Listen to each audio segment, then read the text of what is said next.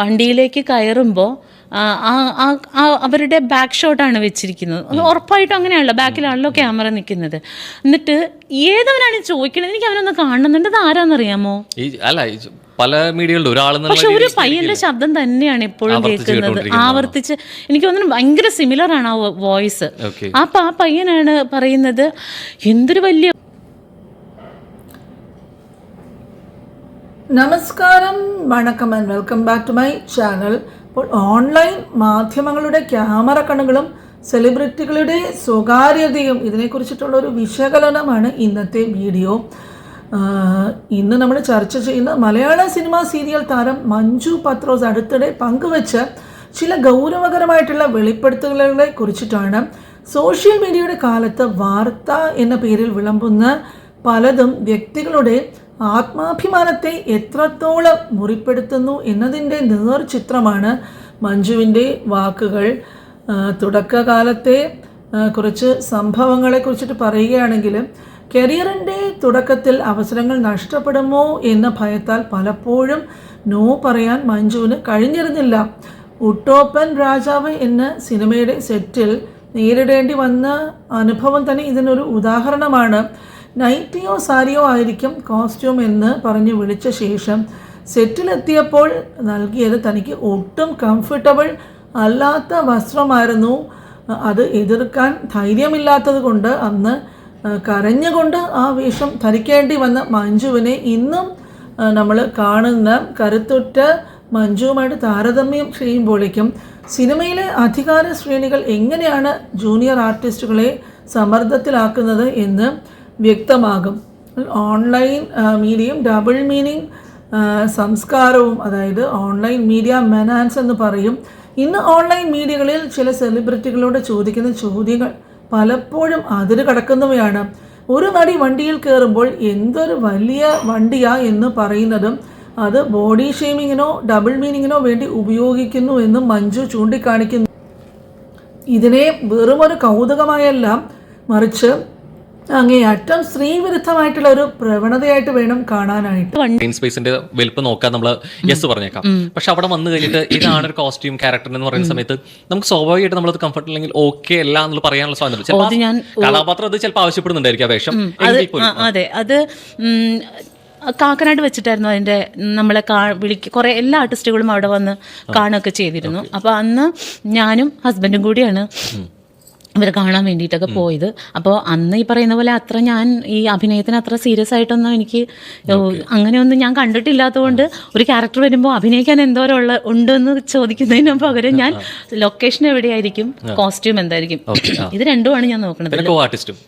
കോ artist ഇപ്പോൾ അത്രയും ചോദിക്കാറില്ല, മമ്മൂക്കാൻ്റെ സിനിമയാണല്ലോ എന്നുള്ളത് തന്നെയായിരുന്നു അതിൻ്റെ പ്ലസ് പോയിന്റ്. വളരെ തുറന്നു പറയട്ടെ, ഇവരൊക്കെ ഇപ്പോഴും നല്ല സൗഹൃദത്തിലുള്ള ആൾക്കാർ തന്നെയാണ്. ഇത്തരം കാര്യങ്ങളെ നോർമലൈസ് ചെയ്യുന്നത് വരും തലമുറയിലെ കലാകാരന്മാർക്ക് തെറ്റായിട്ടുള്ള സന്ദേശം നൽകും. അതുപോലെ ആറ്റുകാൽ പൊങ്കാല പോലെയുള്ള പവിത്രമായ ചടങ്ങുകളിൽ പോലും ഓൺലൈൻ മീഡിയകൾ നടത്തുന്ന കടന്നുകയറ്റം മഞ്ജുവിനെ വല്ലാതെ വേദനിപ്പിച്ചിട്ടുണ്ട്. ഭക്തിയോടെ പ്രാർത്ഥിക്കാൻ പോലും സമ്മതിക്കാതെ വിയർപ്പിലും പുകയിലും തളർന്നു നിൽക്കുന്ന സ്ത്രീകളുടെ മോശം ആംഗിൾ വീഡിയോകൾ പകർത്തുവാനായിട്ട് ഈ ഓൺലൈൻ മാധ്യമങ്ങൾ മത്സരിക്കുകയാണ് ചെയ്യുന്നത്. ഇതിന് കുടപിടിക്കാനായിട്ട് ചില സോ കോൾഡ് സെലിബ്രിറ്റികളും തയ്യാറാകുന്നു എന്നത് മറ്റൊരു ദുരന്തമാണ്.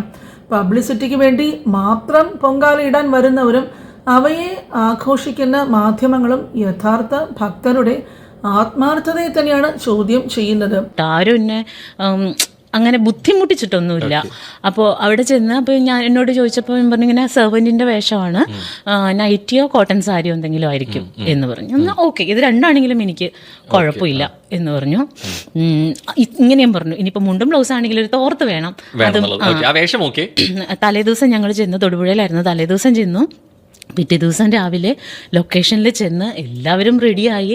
സേതുലക്ഷ്മി അമ്മയുണ്ട് ഇപ്പോൾ അളിയൻസിൽ അഭിനയിക്കുന്ന സേതുലക്ഷ്മി അമ്മ. അപ്പോൾ അമ്മയും ഞാനൊക്കെ ഒരു ഇതിനകത്തിരിക്കുകയാണ്. അപ്പോൾ ഒരു ബ്ലൗസും മുണ്ടും അവിടെ കൊണ്ടുവന്ന് വെച്ചിട്ടുണ്ട്, ഒരു റെഡ് ബ്ലൗസും മുണ്ടും കൊണ്ടുവച്ചിട്ടുണ്ട്. അപ്പോൾ എനിക്കതിനകത്ത് യാതൊരു മൈൻഡുമില്ല, കാരണം എൻ്റെ കോസ്റ്റ്യൂം അതല്ലല്ലോ. എനിക്ക് നൈറ്റിയോ സാരിയോ ഇപ്പോൾ വരൂ എന്നുള്ളതിനകത്ത് ഇങ്ങനെ ഇരിക്കുവാണ് ഞാൻ.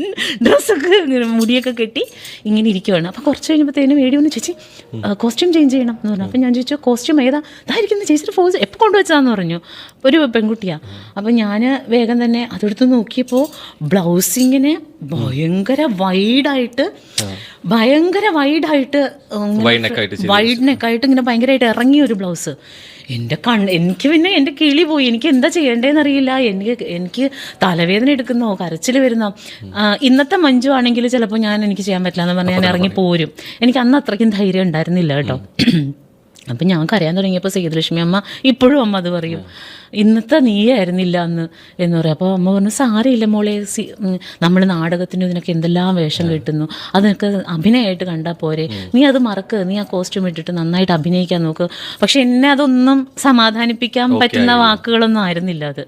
മഞ്ജു പത്രോസിന്റെ വാക്കുകൾ ഒരു ഓർമ്മപ്പെടുത്തലാണ്. ആരെങ്കിലും ചോദിക്കുന്ന അശ്ലീല ചോദ്യങ്ങൾക്ക് ചിരിച്ചുകൊണ്ട് മറുപടി നൽകുന്നതല്ല മാന്യത, മറിച്ച് തൻ്റെ അന്തസ്സിന് ചേരാത്തതിനോട് നോ എന്ന് ഉറച്ചു പറയുന്നതാണ് യഥാർത്ഥ കരുത്ത്. അമ്മയ്ക്ക് പറ്റുന്ന പോലെ എൻ്റെ പുറകെ നടന്ന് സമാധാനിപ്പിക്കുന്നൊക്കെ ഉണ്ട്. പിന്നെ കൺട്രോളറോടും അവരോടും എല്ലാവരോടും പറഞ്ഞു.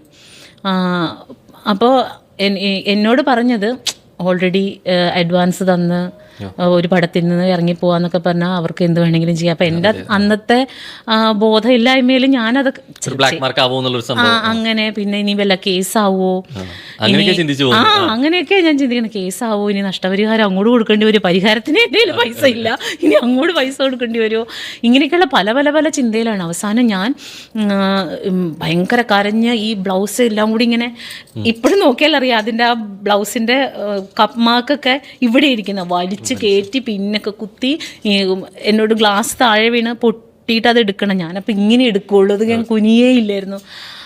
അപ്പോൾ അങ്ങനെ അപ്പോൾ അന്നത്തെ ധൈര്യം ഇന്നത്തെ ധൈര്യം. മാധ്യമങ്ങൾക്കും സെലിബ്രിറ്റികൾക്കും ഒരുപോലെ ബാധകമായിട്ടുള്ള ഒരു മര്യാദ ഇവിടെ അനിവാര്യമാണ്. റീച്ചിനും ലൈക്കിനും വേണ്ടി എന്തുമാകാമെന്നുള്ള ചിന്താഗതി മാറ്റേണ്ട കാലം അതിക്രമിച്ചു കഴിഞ്ഞിരിക്കുന്നു. അപ്പോൾ അതുകൊണ്ടിട്ടൊന്ന് പറയണമെന്ന് തോന്നി. നമ്മൾ എങ്ങനെയും ജീവിക്കാൻ പാടില്ല, ഡിഗ്നിറ്റി കളഞ്ഞുകൊണ്ട് നമുക്ക് ജീവിക്കേണ്ട കേട്ടോ. നമ്മൾ നല്ല അഭിമാനത്തിന് തലയുയർത്തിപ്പിടിച്ച് ജീവിക്കുന്നവരാണ്. നമ്മൾ അതാണെങ്കിലും പെണ്ണായാലും ഡിഗ്നിറ്റി കളഞ്ഞിട്ട് ഒരിക്കലും ജീവിക്കരുത്. നമ്മുടെ ഓപ്പോസിറ്റുള്ള ആൾ ഇപ്പോൾ ഈ സോഷ്യൽ മീഡിയയിലൊക്കെ കാണുമ്പോൾ എനിക്ക് ഭയങ്കര ദേഷ്യം തോന്നാറുണ്ട്. സോഷ്യൽ മീഡിയയിൽ ഓരോ യൂട്യൂബേഴ്സ് ഓപ്പോസിറ്റുള്ള ആളോട്, സെലിബ്രിറ്റികളോട് ഇങ്ങനെ ഡബിൾ മീനിങ്ങിലൊക്കെ സംസാരിക്കും. അപ്പോൾ അത് അങ്ങനെ സംസാരിക്കാനുള്ള ധൈര്യം നമ്മൾ കൊടുക്കുന്നതാണ്. ആ ധൈര്യം നമ്മൾ ഒരിക്കലും കൊടുക്കരുത്. എന്നോട് എന്ത് അവൻ സംസാരിക്കണമെന്ന് ഞാൻ തീരുമാനിക്കണം. അതിനപ്പുറത്തേക്കുള്ള ഒരു സ്വാതന്ത്ര്യം ഒരുത്തിനും കൊടുക്കരുത്. അതാണായാലും പെണ്ണായാലും. ഞാൻ പറയുന്നത് കേൾക്കണ്ടോ എനിക്കറിയില്ല. കഴിഞ്ഞ ദിവസം ഇങ്ങനെ കുറേ ഒരു വീഡിയോ ഞാൻ കണ്ടത്, ഇങ്ങനെ വണ്ടിയിലേക്ക് ഇങ്ങനെ ഒരു സ്ത്രീ കയറുന്നു. അപ്പോൾ ബാക്കി കുറേ യൂട്യൂബേഴ്സ് വന്നിട്ട് എന്ത് വലിയ വണ്ടിയാ എന്ന് പറഞ്ഞിട്ട് ഇങ്ങനെ കുടിച്ചിരിക്കുന്നതാണ്. എനിക്ക് ഭയങ്കര വിഷമം തോന്നി. അങ്ങനെ ഒരിക്കലും ചെയ്യാം. ആ ഒരു അവസരം നമ്മൾ ഒരുത്തരം ഉണ്ടാക്കി കൊടുക്കരുത്. എന്നോട് അത് പറയാൻ അവൻ പേടിക്കണം. അത് ഒരുത്തനെ പോയി അടിച്ചിട്ടൊന്നുമല്ല പേടി ഉണ്ടാക്കേണ്ടത്. അത് നമ്മുടെ പെരുമാറ്റം നമ്മുടെ. അപ്പോൾ മഞ്ജു പത്രോസിന്റെ വെളിപ്പെടുത്തലുകൾ കേവലം ഒരു നടിയുടെ പരാതികളല്ല, മറിച്ച് ഇന്നത്തെ മാധ്യമ സിനിമ സംസ്കാരത്തിന് നേരെ പിടിച്ച കണ്ണാടിയാണ് ഇത്. അതിൽ ശ്രദ്ധേയമായിട്ടുള്ള ചില കാര്യങ്ങൾ എടുത്ത് പറയേണ്ടവ തന്നെയാണ്. ചെയ്യുന്ന ഒരാളാണല്ലോ. കുറച്ച് മുമ്പ് വരെ എനിക്ക് തോന്നുന്നു ഒരു 1 ഇയർ അല്ലെങ്കിൽ ഒരു 2 ഇയർ ബാക്ക് ഒക്കെ വരെ ഇങ്ങനെ നമ്മളൊക്കെ പോകുമ്പോൾ ഇങ്ങനെ പുറകെ വരുന്ന അത്തരത്തിലുള്ള രീതികളൊക്കെ ഉണ്ടായിരുന്നോ? ഈവൻസുകളായിട്ടുള്ള രീതിയിലേക്കുള്ള മീഡിയകൾ ഉണ്ടായിട്ട്, പക്ഷെ അത് വർഷങ്ങൾക്ക് മുമ്പ് ഇപ്പൊ ഞാനൊന്ന് വന്ന ടൈം അല്ലെങ്കിൽ അവിടെ നിന്ന് ഒരു 5 വർഷം മുന്നോട്ട് നീങ്ങിയാകുമ്പോഴും ഇങ്ങനെയൊന്നുമില്ല. ഇത് ഞാൻ കണ്ടേക്കുന്ന ഈ ബോളിവുഡിലും ഹോളിവുഡിലൊക്കെ സെലിബ്രിറ്റീസ് വരുമ്പോൾ കുറെ പേര് മാം ഇങ്ങോട്ട് നോക്കൂ എന്നൊക്കെ പറയില്ലേ, അങ്ങനെയാണ് ഞാൻ കണ്ടിട്ടുള്ളത്. അതിവിടെ വന്നപ്പോൾ ഒരു കൗതുകം ഉണ്ടായി തീർച്ചയായിട്ടും.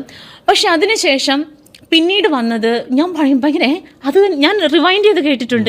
ഇങ്ങനെ തന്നെയാണോ ചോദിക്കുന്നത് എന്ന്? എന്ത് ധൈര്യമാണ് അങ്ങനെ സെലിബ്രിറ്റിനോടെന്നല്ല, ഒരു സ്ത്രീയോടോ ഒരു പുരുഷനോടോ അങ്ങനെ ചോദിക്കുമ്പോൾ ഞാൻ ഇതിപ്പോൾ X or Y ആരോടും ആയിക്കോട്ടെ, ഞാൻ ഒരാളെയും ഉദ്ദേശിച്ച് തന്നെയല്ല പറഞ്ഞത്. ഞാൻ ആ പെർട്ടിക്കുലർ രീതികളെയാണ് എനിക്ക് ബുദ്ധിമുട്ട് തോന്നിച്ചത്. അതിപ്പോൾ മഞ്ജു പത്രോസ് ആണെങ്കിലും രേണുസുതി ആണെങ്കിലും രോഹനാണെങ്കിലും ആരോടാണെങ്കിലും ഇത്തരം പ്രവണതകൾ നല്ലതല്ല എന്ന് ഞാൻ പറഞ്ഞോളൂ. എന്താണെന്നറിയാമോ, ഇത് ഭയങ്കര നോർമലൈസ് ചെയ്തുകൊണ്ടിരിക്കുകയാണ്. അപ്പോൾ ഇനി വരുന്ന ഒരു കുട്ടിയെ സംബന്ധിച്ച്, ഇപ്പോൾ പുതിയതായിട്ട് വരുന്ന ഒരു കുട്ടിയെ സംബന്ധിച്ച് ഇവിടെ ഇങ്ങനെയാണ് ഇത് വേണ്ടത് എന്നുള്ളൊരു ധാരണ വരും. അങ്ങനെയല്ല, ഇവിടെ അങ്ങനെയല്ല. ഇത് തിരുത്തപ്പെടേണ്ടത് തന്നെയാണ്. ഒരാള് വണ്ടിയിലോട്ട്, അത് തീർച്ചയായിട്ടും ഈ പ്രസ്തുത വ്യക്തിയെക്കുറിച്ചല്ല ഞാൻ, അത് വേറൊരു വീഡിയോ ആയിരുന്നു. വണ്ടിയിലോട്ട് ഒരു പെൺകുട്ടി കയറുന്നു. ഇനിയിപ്പോൾ അവരുടെ അത് ആരാന്ന് പറയുന്നില്ല, അത് ഈ പറയുന്ന ആളല്ല. വണ്ടിയിലേക്ക് കയറുമ്പോൾ അവരുടെ ബാക്ക് ഷോട്ടാണ് വെച്ചിരിക്കുന്നത്. ഉറപ്പായിട്ടും അങ്ങനെയാണ് അങ്ങനെയാണല്ലോ, ബാക്കിലാണല്ലോ ക്യാമറ നിൽക്കുന്നത്. എന്നിട്ട് ഏതവനാണ് ചോദിക്കണത്, എനിക്ക് അവനൊന്ന് കാണുന്നുണ്ട്, അത് ആരാന്നറിയാമോ? പല മീഡിയകളിലും ഒരാൾ, പക്ഷെ ഒരു പയ്യന്റെ ശബ്ദം തന്നെയാണ് എപ്പോഴും കേൾക്കുന്നത്, ആവർത്തിച്ച്. എനിക്ക് തോന്നുന്നു ഭയങ്കര സിമിലർ ആണ് ആ വോയിസ്. അപ്പൊ ആ പയ്യനാണ് പറയുന്നത്, അതെ ആ പയ്യൻ തന്നെ ഈ പെർട്ടിക്കുലർ ചോദ്യങ്ങൾ ചോദിക്കുന്നത് ആ ചെറുക്കൻ തന്നെയാണെന്ന് എനിക്ക് തോന്നുന്നു. ആരാന്ന് എനിക്കറിയില്ല. എന്തൊരു വലിയ വണ്ടിയാ എന്ന് പറഞ്ഞു. ഓക്കെ, ആ വണ്ടിയാണെന്ന് പറഞ്ഞത് തെറ്റ്. കാരണം ഒരു വണ്ടിയെ നമ്മൾ എന്തൊരു വലിയ വണ്ടിയാണെന്ന് പറയണമെങ്കിൽ എന്ത് ചെയ്യണം? ആ വണ്ടിയുടെ ഫ്രണ്ട് വ്യൂ കാണണം, അല്ലെങ്കിൽ വണ്ടി മൊത്തത്തിൽ കാണണം. ഇപ്പോഴൊക്കെയാണ് എന്തൊരു വണ്ടിയാണെന്നുള്ള ചോദ്യത്തിന് പ്രസക്തിയുള്ളൂ.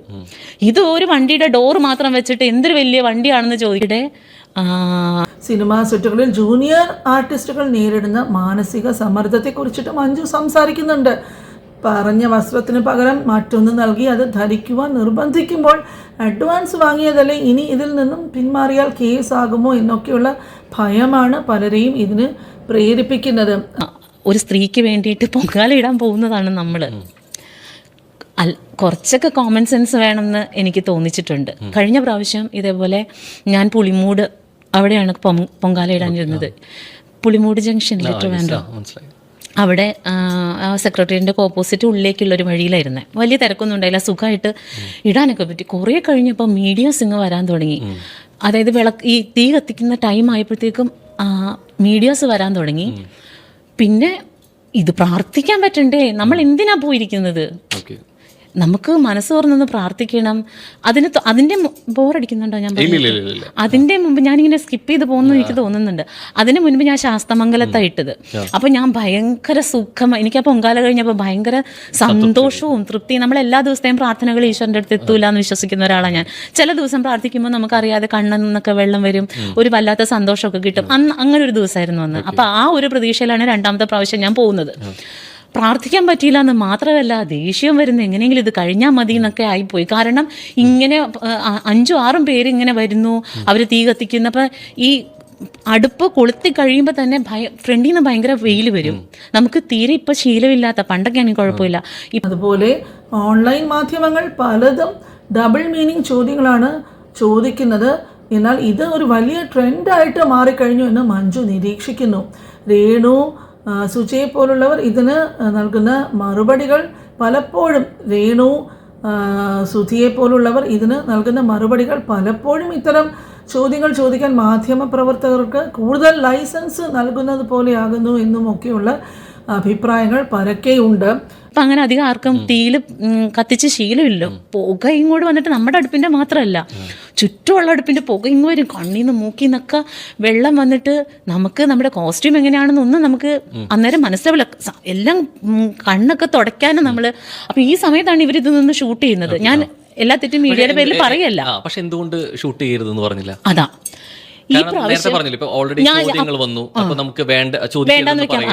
അതേ രീതിയിൽ തന്നെ നമുക്ക് വീഡിയോ എടുക്കണമെങ്കിൽ നമുക്ക് വേണ്ടെന്ന് നമുക്ക് പറയാമല്ലോ. ആ വോയിസ് എന്തുണ്ടാവും? അത് അവരോടൊക്കെ ചോദിച്ചാൽ കിട്ടേടാ, എന്ത് പറയാനായിട്ട്, അത് പ്രാർത്ഥിക്കട്ടേടാ. ഇതിന്റെ ഇടയ്ക്ക് സിനിമയുടെ കുറിച്ച് ചോദിച്ച ആൾക്കാർ വരെ ഉണ്ട്. അപ്പോഴും ഞാൻ പറഞ്ഞു, ഇത് ഇവിടുത്തെ അതല്ലല്ലോ ഇവിടുത്തെ മാറ്റർ, ഞാൻ പൊങ്കാലിടാൻ വന്നല്ലേ, പ്രാർത്ഥിക്കട്ടെന്നൊക്കെ പറയുന്നുണ്ട്. പക്ഷെ ഇവർ അങ്ങനെ പറഞ്ഞ പോകുന്ന ആൾക്കാരല്ല. അങ്ങനെ പോവില്ല അവര് ഓക്കെ നിങ്ങൾ ആൻസർ ചെയ്യേണ്ട, അവിടെ നിന്ന് ഷൂട്ട് ചെയ്യും. അവിടെ വെറുതെ നിന്ന് അവരതങ്ങനെ പകർത്തിക്കൊണ്ടിരിക്കും. എനിക്ക് സീരിയസ് ആയിട്ട് അത് തോന്നിച്ചിട്ടുണ്ട്. പല ഓൺലൈൻ മീഡിയാസും നമ്മളോട് പറഞ്ഞിട്ടുണ്ട്, ഇന്ന ആർട്ടിസ്റ്റുകളൊക്കെ ഞങ്ങളെ വിളിച്ചിട്ടാണ് ഞങ്ങൾ പോകുന്നത്, പൊങ്കാലയുടെ ടൈമിൽ അങ്ങനെ പോകുന്നത് അതിന് വേണ്ടിയിട്ടാണ് എന്ന് അങ്ങനെ പറഞ്ഞിട്ടുണ്ട്. അപ്പുറത്തേക്ക് ഇതൊരു ഫാഷനായിട്ട് മാറിയിട്ടുണ്ട് എന്ന് തോന്നുന്നു. ഞാനിപ്പോൾ അധികമൊന്നും ആയില്ല പൊങ്കാല ഇടാൻ തുടങ്ങിയിട്ട്. പക്ഷെ ഇതിന്റെ പ്രശ്നം എന്താണെന്നറിയാമോ? ഈ പൊങ്കാലയുടെ തലേ ദിവസം നമ്മൾ വെറുതെ തമ്പാനൂർ വഴിയൊക്കെ ഒന്ന് പോയി നോക്കണം. ചെറിയ കുഞ്ഞു മക്കളെ കൊണ്ട് പൊരിവെയിലത്ത് തലേ ദിവസം മുതലേ വന്ന് കിടക്കുന്ന സാധു മനുഷ്യരുണ്ട്. അവരൊക്കെ പ്യുവറായിട്ടുള്ള അവർക്കൊന്നും ഒരു മീഡിയയിലും വരാനുള്ള ആൾക്കാരല്ല. അവരെല്ലാവരും ഭയങ്കരമായിട്ടുള്ള ഭക്തിയുടെ പേരിൽ തമ്പാനൂർ കുടയില്ലാതെ നിൽക്കുന്ന ഒരവസ്ഥ ഒന്ന് ആലോചിച്ച് നോക്ക്.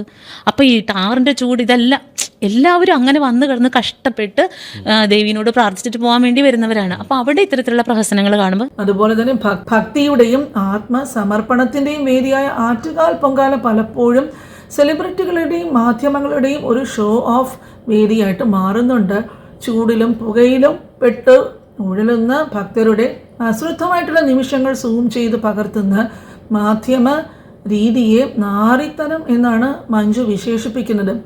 ഈ വിഷയത്തെ ആഴത്തിൽ വിശകലനം ചെയ്യുമ്പോഴേക്കും മാധ്യമ സ്വാതന്ത്ര്യം എന്നതിനപ്പുറം വ്യക്തികളുടെ സ്വകാര്യതയിലേക്കും അന്തസ്സിലേക്കും കടന്നു കയറുന്ന ഒരു പ്രവണതയാണ് ഇന്ന് നാം കണ്ടുകൊണ്ടിരിക്കുന്നത്. ഒരു സ്ത്രീ വണ്ടിയിലേക്ക് കയറുമ്പോൾ അവളുടെ ബാക്ക് ഷോട്ട് എടുത്ത് വീഡിയോ ഇടുന്നതും അതിന് അശ്ലീല ചുവയുള്ള തലക്കെട്ടുകൾ നൽകുന്നതും പത്രപ്രവർത്തനമല്ല, മറിച്ച് സൈബർ ഗുണ്ടായിസമാണ്. ഇത്തരം മോശം പ്രവണതകളെ എതിർക്കുവാനായിട്ട് എല്ലാവർക്കും മഞ്ജു പത്രോസിനെ പോലെ ഉള്ള ഒരു ആത്മവിശ്വാസം ആവശ്യമാണ്. ഇവിടെ കുറ്റപ്പെടുത്തേണ്ടത് മാധ്യമങ്ങളെ മാത്രമല്ല, മറിച്ച് ഇത്തരം ഉള്ളടക്കങ്ങൾക്ക് റീച്ച് നൽകുന്ന പ്രേക്ഷകരെയും പബ്ലിസിറ്റിക്ക് വേണ്ടിയിട്ട് മാധ്യമങ്ങളെ അങ്ങോട്ടൊക്കെ വിളിച്ച് വരുത്തി പ്രഹസനങ്ങൾ കാണിക്കുന്ന സെലിബ്രിറ്റികളെയും കൂടെയാണ്. വിശ്വാസം എന്നത് സ്വന്തം ആത്മസംതൃപ്തിക്ക് വേണ്ടിയാകണം, അല്ലാതെ ക്യാമറയ്ക്ക് മുന്നിൽ പ്രദർശിപ്പിക്കുവാൻ ഉള്ള ആകരുത് ഒരിക്കലും.